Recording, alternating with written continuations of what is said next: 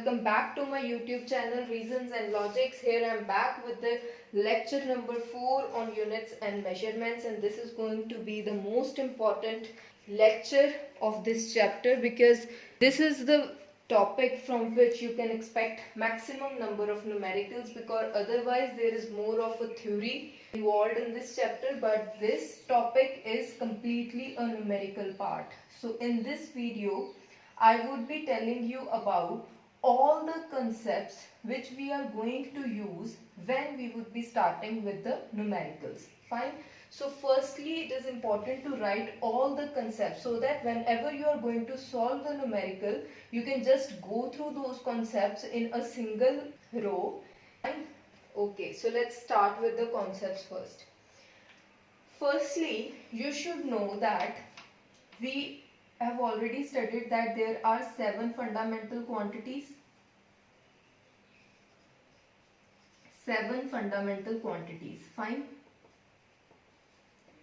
Now, all the derived quantities are written in terms of these 7 fundamental quantities. Similar would be the case when we would be writing the dimensions of any quantity. Fine. Dimensions of, when we would be writing about dimensions of any quantity, we would be deriving that quantity firstly in terms of fundamental quantity, and then we'll be writing its dimensions. Fine. So firstly we need to define the standard dimensions for these 7 fundamental quantities. So for these 7 fundamental quantities, dimensions are written with the fixed standard symbol enclosed in the square bracket. See, what are the 7 fundamental quantities?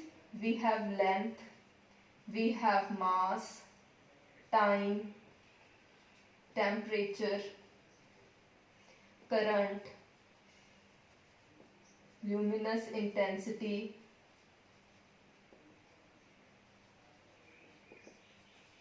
amount of substance. Fine. So, length is written as L and in square bracket. M is written as capital M enclosed within a square bracket. Time as capital T enclosed in a square bracket. Temperature is represented as Kelvin, that is K. Current is written as ampere. Luminous intensity in the usual symbol, that is CD, which we have already learned. Amount of substance as mole. Fine. So this is the fundamental representation of these 7 quantities. Now next is how can we define a dimension of a physical quantity. Fine. Firstly we need to define it. So we have, what do we mean by dimensions of physical quantity? Basically it is for derived physical quantity. Fine. For fundamental we have the fixed one, so that's why this definition is basically for derived physical quantity. So it says that dimensions of physical quantity are the powers to which the fundamental quantities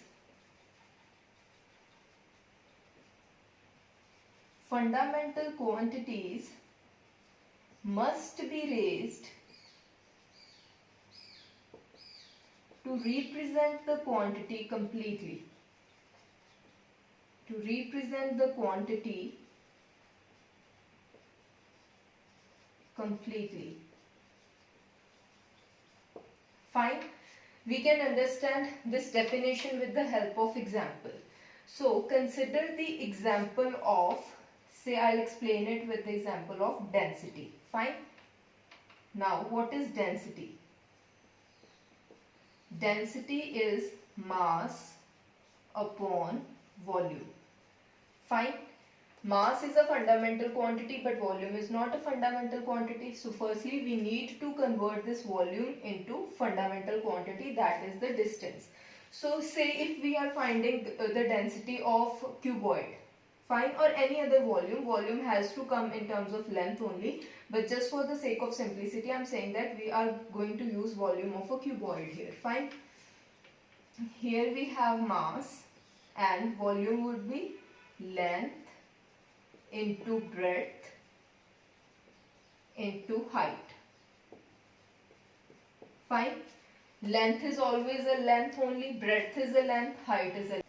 Now writing this density in terms of dimensions. So dimensions of density will be m upon L, L and L, because this is a length, this is a length and this is a length again. Fine. So can we write it as m raised to power 0, m raised to power 1, sorry, and L raised to power minus 3. Very simple. Now, until and unless luminous intensity, current, temperature and all those quantities are involved, we always represent a physical quantity in terms of mass, length and time. So if those quantities are not involved in the formula, we don't write those quantities. We always, but if now time is not involved in density, but in a standard way, when we will be representing the dimensions of density, we would be writing it in terms of what is the power of mass, what is the power of length and what is the power of time involved. But if luminous intensity is involved in the formula, then only we are going to add that quantity. Fine. So dimensions of density will be m raised to power 1, L raised to power minus 3, T raised to power 0. Fine. So this is how we find the dimensional formula for any derived physical quantity. Now what is it? It is nothing but the powers of fundamental quantities, which is the definition. Fine. So this is what we call dimensions of physical quantity. Fine. So next definition is, what do we mean by a dimensional formula? Fine. So the expression which shows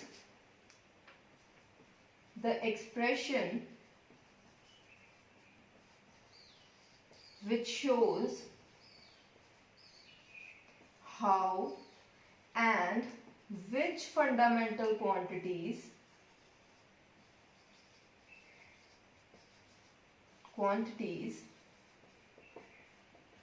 represent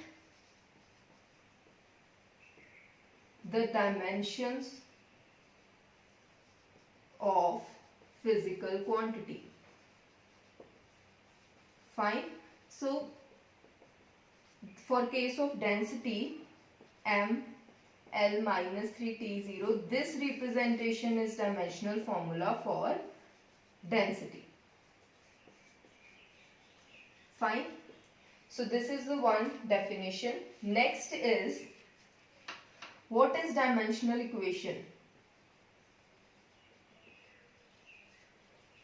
This is nothing but when we equate the physical quantity with its dimensions, that complete equation is known as dimensional equation. For example, density is equal to m raised to power 1, L raised to power minus 3, T raised to power 0. So this is the dimensional equation for density. This is what we mean by dimensional equation. Fine. So we are going to study about different types of variables and constants. Fine.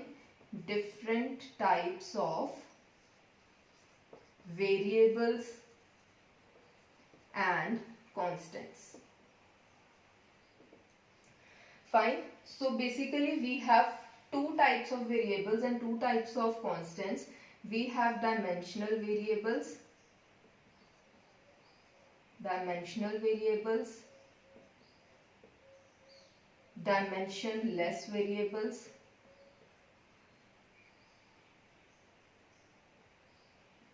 dimensional constants,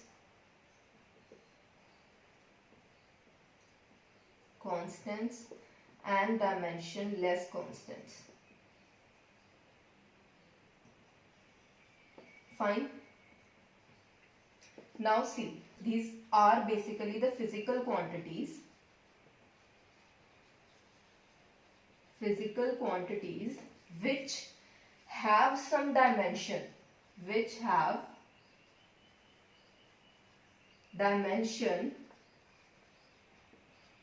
and hence the value of variables.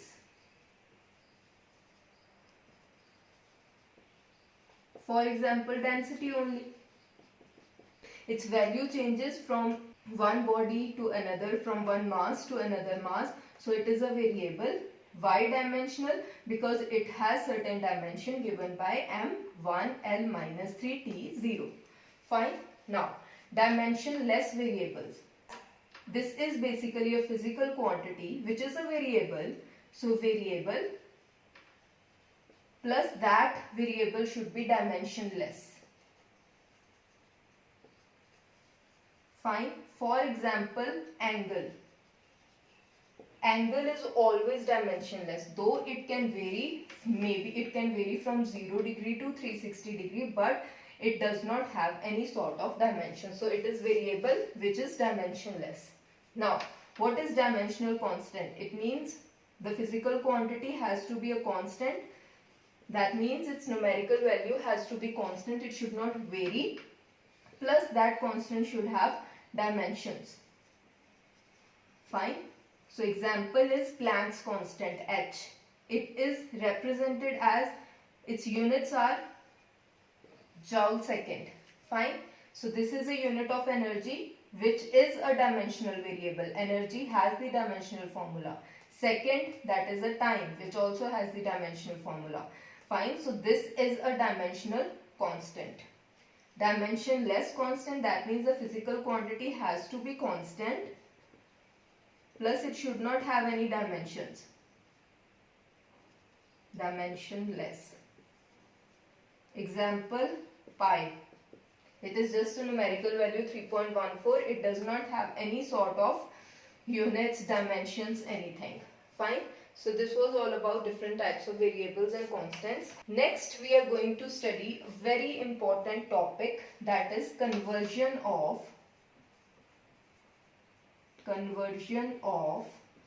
one system of units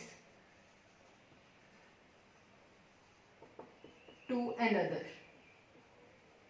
Fine. How can we go dimensionally? How can we go from SI to CGS, or SI to MKS, or SI to FPS, or maybe CGS to MKS, or any sort of conversion? How can we go from one system to another? Fine. So this conversion basically is based on the fact that magnitude of physical quantity, that is density, will remain density only. It is not like if we are converting it from SI to CGS, density will become something else. No, magnitude of that density will remain the same. Numerical and its units will get changed. Fine. Magnitude of physical quantity is same no matter what our system is same irrespective of the choice of the system. Fine. Choice of the system. Okay. So, suppose that we are talking about, say, any quantity Q. Fine. Okay, let me rub it and I'll write it again. Now see, let's start with the derivation. Now we know that the fact that we are going to use is that magnitude of the physical quantity has to remain same. Suppose that our physical quantity is something Q. Fine. Let U1 be units of Q in one system of units. Fine. N1 be the numerical value of Q in the first, let it be like in first system, value of Q in first system. Fine.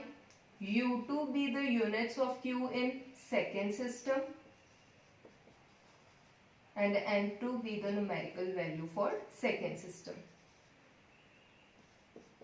So, our dimensional equation for the first system will be Q is equal to N1 into U1.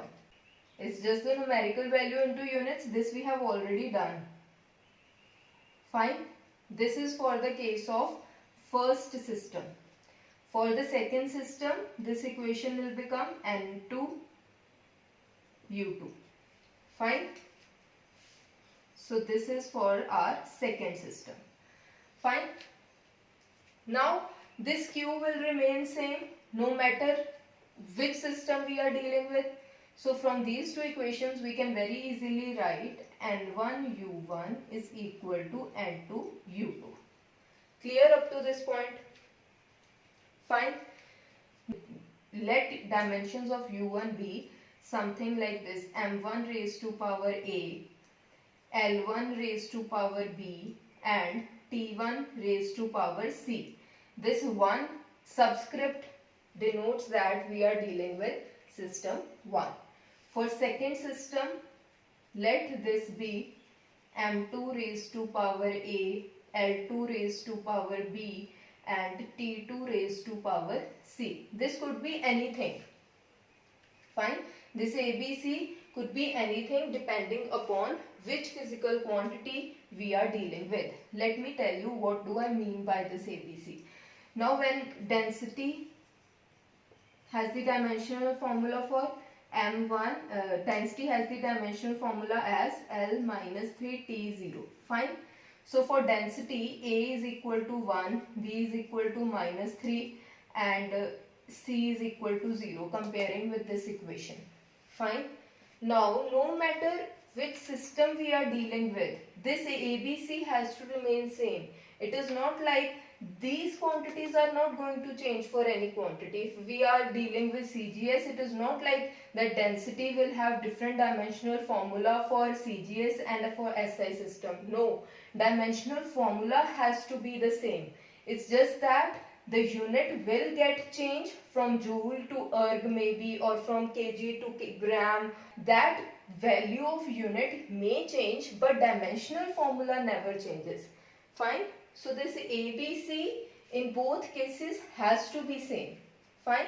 Now put this value of U1 and U2 back into this equation. We get N1 M1 raised to power A, L1 raised to power B, T1 raised to power C, N2 into M2 raised to power A, L2 raised to power B, T2 raised to power C. Now this is the, why am I writing M1 and M2 as separate quantities? Because this is the measure of mass. After this we'll be studying one example, then you'll get to know it in a more better way. But for now you may see that this is size of the mass. Size of the mass can be different. So mass can be say 1 kg. In grams it could be 1 gram. This will be given in the question. So when I'll be solving an example after this, you will get to know in a more better way. Fine. So suppose we are asked to find N2, that is the numerical value in some other system.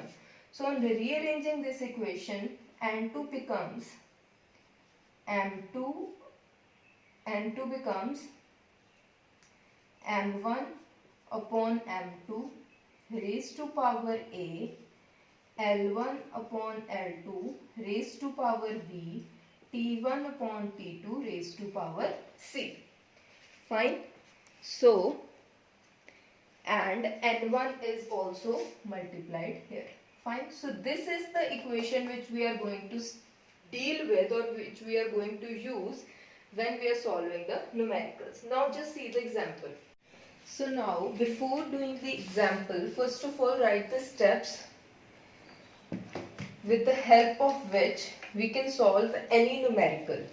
Fine. So number 1 is convert the fundamental quantities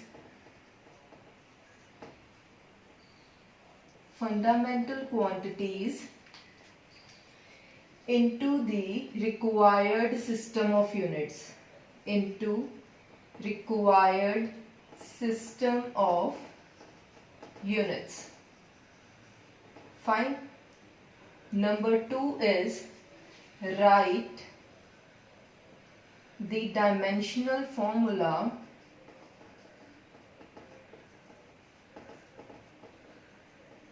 for the quantity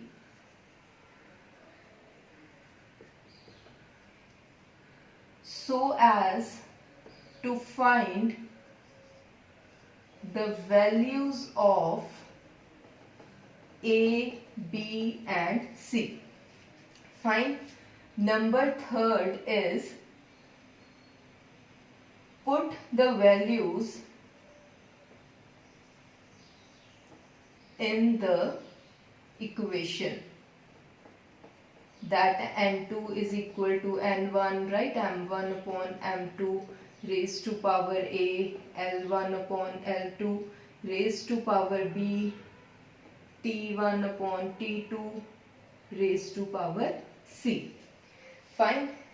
And at last, make use of equation N1 U1 is equal to N2 U2. Fine. So these are the steps which we are going to follow while solving any sort of numerical. So let's start with the example. Now see, suppose this is the question. We are asked to convert energy from joule to earth, and these are the quantities given to us in two systems. This is what I was saying by the size of the fundamental quantity. Fine. So in both systems this is different. Now step number 1 was to convert the fundamental quantities into required system. Now our required system is CGS system, and we are to convert from SI to CGS. So firstly we will convert M1 L1 into CGS system, because T1 is just 1 second, so it is 1 second only in both cases. So M1 is equal to 1 kg, it will be equal to 1000 gram in CGS. Similarly, L1 is given as 1 meter, this will be equal to 100 centimeters. Fine. Now this is the step number 1 which is accomplished. Fine. According to second step, we have to find the dimensional formula for this quantity. Now this quantity is energy. See, energy is simply amount of work done. Fine. Work done is force into distance, which is simply mass into acceleration multiplied by distance. Now what we all do while finding the dimensional formula, firstly we try and find all the fundamental quantities in the formula, and then we put simply their standard dimensions in square brackets. Fine. So do that. Now mass is a fundamental quantity, distance is fundamental quantity. Convert acceleration into fundamental quantity. So it will be mass into velocity upon time into distance. Now we have to change velocity. So this will be mass into distance upon time into 1 upon time into distance. Fine. Now just convert it in the form of dimensions. So dimensions of energy will be equal to dimensions of work only, because energy is nothing but amount of work done. So that is just the same. So this will be equal to m raised to power 1, L raised to power 2 and T raised to power minus 2. So this is our dimension. From here we can very easily write that in our formula A will be equal to 1, B will be equal to 2 and C will be equal to minus 2. Fine. Now write the equation. We had N2 is equal to N1, M1 upon M2 raised to power A, L1 upon L2 raised to power B, T1 upon T2 raised to power C. Fine. Now put all the values. What is N1? See from here, it is 1. What is M1? 1000. Fine. Gram. Because M1 is complete. N1 we are to write just the numerical value because all these are going to cut anyway. So 1000 upon what is M2? That is 1. Next is raised to power 1. Next is L1 upon L2. 100 upon 1 square. Next is 1 second upon 1 second. That is minus 2. And here we have centimeter, centimeter. Fine. On solving this we get N2 is equal to 10 raised to power 7. What was the step number 4? Make use of the equation N1U1 is equal to N2U2. Fine. What is N1U1? That is 1 joule. What is N2? 10 raised to power 7. What is U2? It is erg. Fine. So we have converted joule to erg when these dimensions are given and we get this relation.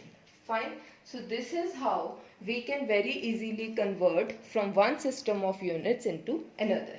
Fine. Next we are going to study what do we mean by principle of homogeneity. Fine. See, any physical quantity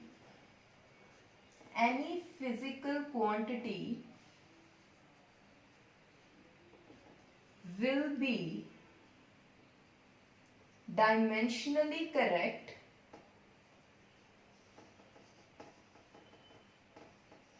if dimensions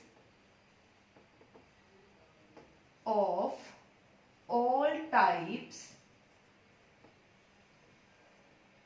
occurring on both sides of equation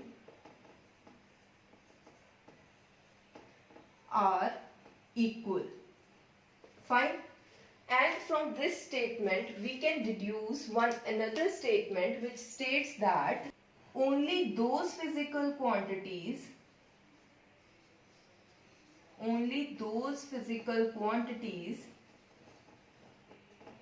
could be added or subtracted which have same dimensions. That means if we have an equation like A is equal to B plus C from both these statements, this equation is dimensionally correct if dimensions of A is equal to dimensions of B is equal to dimensions of C. Fine. If this condition is not satisfied, then this equation is dimensionally incorrect. Now let us do one question in which we will try to find that whether that equation is dimensionally correct or not. Suppose we are asked to find that whether this equation is dimensionally correct or not. See how we can find that.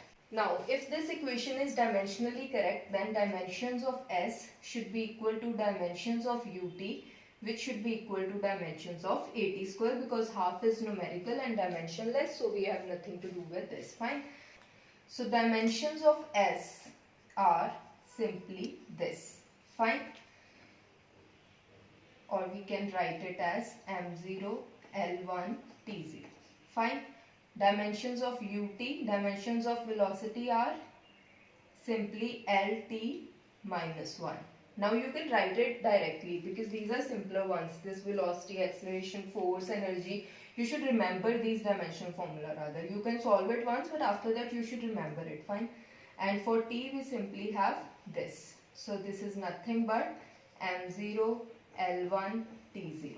Similarly for AT square, Dimensional formula for acceleration is Lt minus 2 and then T2. This is again m0, L1, T0. Fine. So very clearly dimensions of all these three quantities are equal. So this equation is dimensionally correct.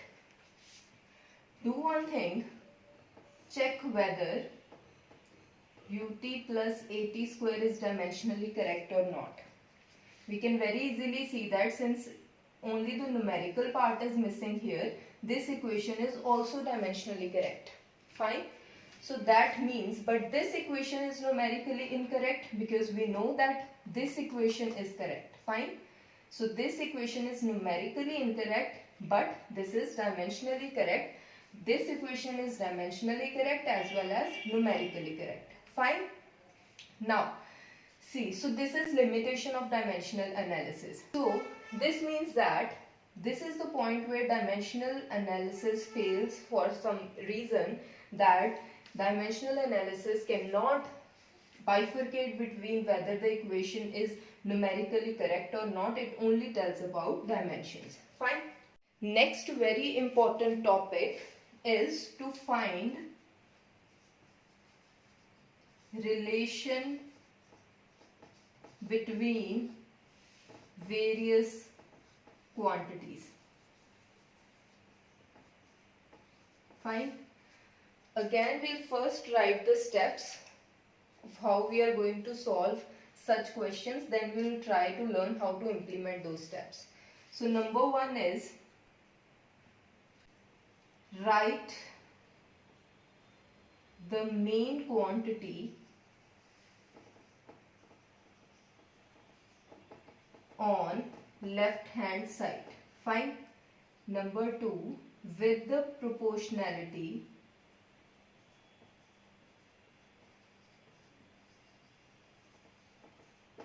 write all the quantities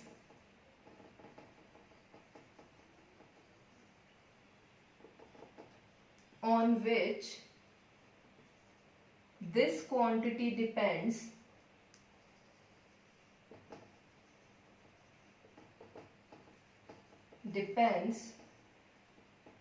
with suitable powers. Fine. Number three, write dimensions of all quantities on both LHS and RHS. Number four, compare the corresponding powers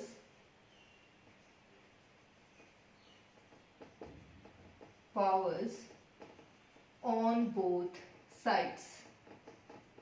Suppose we have a question to find relation of centripetal force with the acting on particle having mass m, moving with velocity v in a radius r. Fine. So this is the question. I have not written the complete statement, but I hope you get what I'm trying to say. Fine. So firstly, I told you that write the main quantity on left hand side. We have to find relation of centripetal force. So firstly, let's write centripetal force on left hand side. Step number two, with the sign of proportionality, write all the quantities on which this depends on right hand side with suitable powers. M raised to power A, V raised to power B and R raised to power C, because it is not given in the question that whether it depends upon mass square or linear, it depends linearly on mass. This is what we have to find. Fine. So we have assumed that let it depends on M as M raised to power A, on V as V raised to power B and on R as R raised to power C. Fine. So we can very easily remove the proportionality sign. This is some constant. We have nothing to do with this constant. V raised to power B and R raised to power C. One thing more, all the steps which I wrote Those steps are meant only for the questions in which only 3 quantities, at maximum 3 quantities are involved on right hand side. If more than 3 quantities are involved, then this method fails, and rather this is where dimensional analysis fails for the second case. Fine? Okay.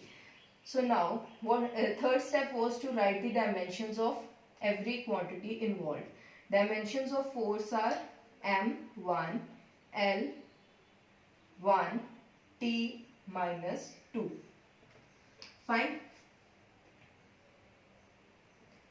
Next, this is K only. This is just M raised to power A. Dimensions of velocity are LT minus 1 raised to power B, and dimensions of R are only L raised to power C. Just solve it a bit more. We get M1, L1, T minus 2, K, MA, LB plus C, T minus B. Comparing the corresponding powers of M, L and T, we get A is equal to 1, B plus C is equal to 1 and B is equal to 2. Clearly C comes out to be minus 1. Put all these values back into this equation, we get centripetal force is equal to K mv square r raised to power minus 1.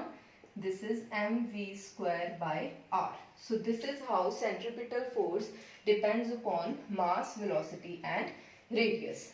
In this way you can find relation between any two quantities following the steps I wrote few minutes back.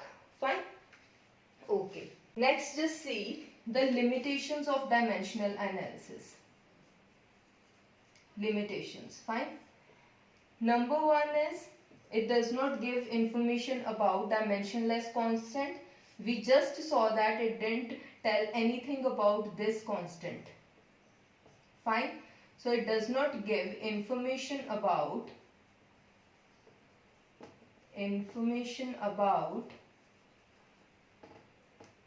dimensionless constant. Fine? Number two, it fails to explain the dependence if more than 3 quantities are involved. This also I have told you in the last question only. If dependence is on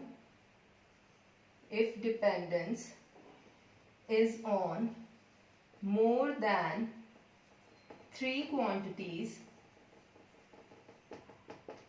dimensional analysis fail. Fine?